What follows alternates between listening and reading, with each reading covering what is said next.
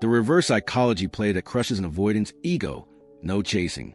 Let me share something most people won't tell you about dealing with emotionally distant people. This reverse psychology tactic might look like you're just walking away, like you've given up on love or closure. But the truth? It's actually a masterstroke that flips the entire game. And when you use it the right way, it completely breaks down the walls of someone who's emotionally avoidant without you chasing them even once. These are people who live for keeping you at arm's length. They need you to want them more than they want you. They feed off being mysterious and making you wonder where you stand. But here's what happens when you turn everything upside down. When you stop playing by their rules, not because you're trying to manipulate them, but because you genuinely change your approach, something shifts deep inside where they keep their real feelings locked away. It bothers them more than they'll ever let you know. What I'm about to share is a powerful strategy broken down into key phases that will completely change the game. This isn't about getting revenge or playing childish games. This is about taking back control of your life while watching their carefully built emotional walls come crashing down. Here's how it starts. You stop performing your pain. Think about how things used to be. You were probably the one always reaching out, always trying to connect, always putting yourself out there emotionally. You'd send good morning texts they'd barely respond to. You'd plan dates they'd show up late for. You'd share your feelings while they stayed locked up tight. And that's exactly how they liked it. It gave them all the power. But watch what happens when you suddenly redirect that energy inward. No more late-night text disguised as checking in.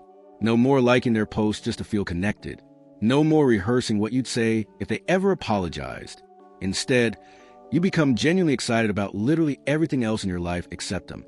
Not in a fake way where you're posting happy photos just to make them jealous. I'm talking about real, genuine excitement for your life that has nothing to do with them.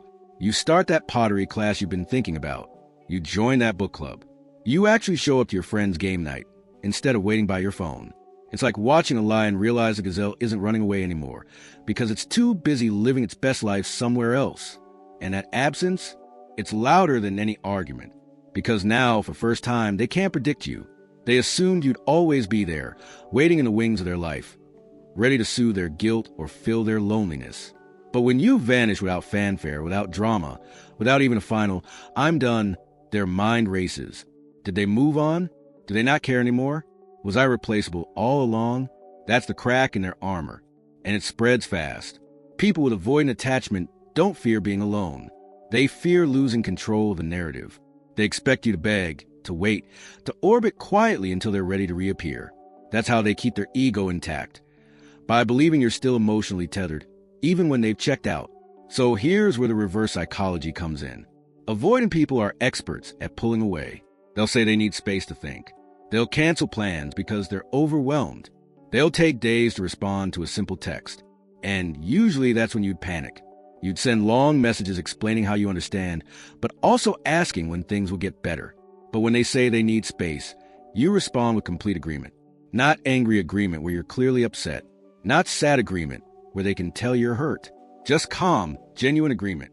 They text saying they can't make dinner because they need alone time. And you respond with something like, "That actually works out perfectly. Enjoy your evening." No questions. No asking when you'll see them next. No emotional reaction at all. To someone who's avoidant, this response is completely unexpected. They're used to their distance, creating anxiety in others. But when you not only accept their distance but seem to prefer it, their whole system gets thrown off. They start thinking maybe you're pulling away too. Maybe you don't need them as much as they thought. Maybe they're not as special as they believed. The key is you can't do this with attitude or passive aggression. It has to come from a place of genuine acceptance.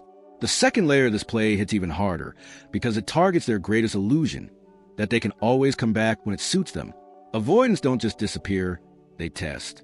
A random, "Hey, how have you been?" after months of silence. A vague comment on an old photo. A story view followed by radio silence. These aren't accidents. They're probes designed to see if you're still emotionally available, still waiting in the wings like a backup plan. And here's where most people slip up. They respond. Even a simple "I'm good" gives them exactly what they want. Confirmation that you're still there, still reachable, still part of their emotional safety net. But when you don't reply, not out of spite, but because their presence no longer registers as relevant, you flip the script completely. Your silence becomes a mirror that reflects their irrelevance, not your longing. This isn't about ignoring them to make them jealous. It's about removing the reward system they've depended on. Every time they've pulled away, you've shown up. Every time they've gone cold, you've warmed them back up. That pattern taught them they could treat you like an emotional thermostat. Turn you on when they're lonely. Turn you off when they're overwhelmed. But you stop being a tool and start being a person with boundaries they can't manipulate. When they send a breadcrumb and hear nothing back, it doesn't just confuse them, it destabilizes them. Because now, for the first time, their usual tricks don't work. They can't charm you back with half effort. They can't guilt you into caring. And that realization, it bruises their ego more than any angry message ever could. Then comes the quiet transformation, the kind that doesn't need an audience. While they're stuck wondering why you haven't responded, you're out here building a life that doesn't revolve around their approval. You're not posting gym selfies or vacation pics to prove a point. You're simply living well without commentary. And that's what destroys their narrative. Avoidants assume that without them, you'd be lost, sad, or stuck. But when they catch glimpses through mutual friends, social media, or sheer intuition that you're not just okay, but genuinely at peace, it shatters their self-image as the one who held you together. They start asking themselves, if they're thriving without me, was I ever really that important? And that question is poison to an avoidant ego, because it exposes a truth they spent their whole lives running from. They weren't the prize. You were.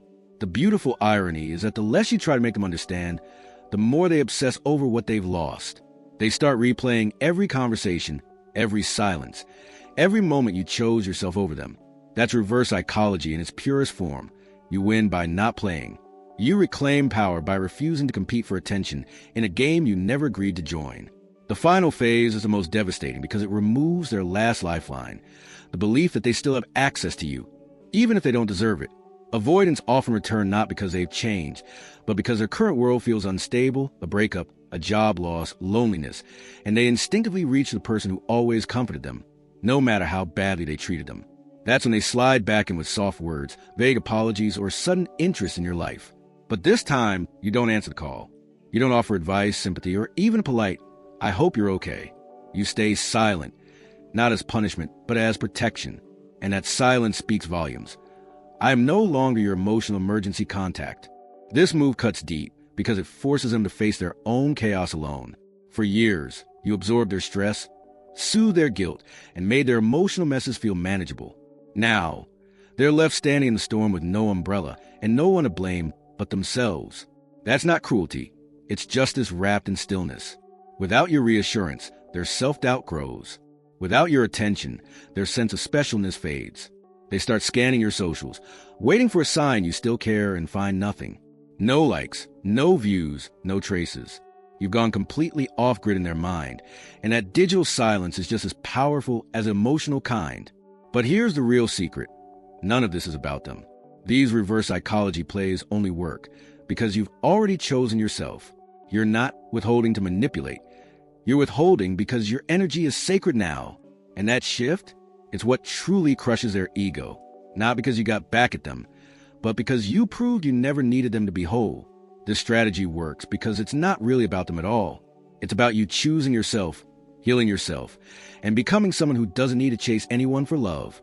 When you make that shift, their ego might crumble, but more importantly, your life begins. You realize you were never broken. You were just giving your power to someone who didn't deserve it. Now you've taken it back, and that changes everything. The person who used to make you feel anxious becomes irrelevant. The distance that used to hurt becomes freedom. The rejection that used to sting becomes redirection towards something better. They might reach out eventually. Confused by your transformation, they might try to pull you back into the old dynamic. But by then, you'll be so far beyond that game that their attempts won't even register.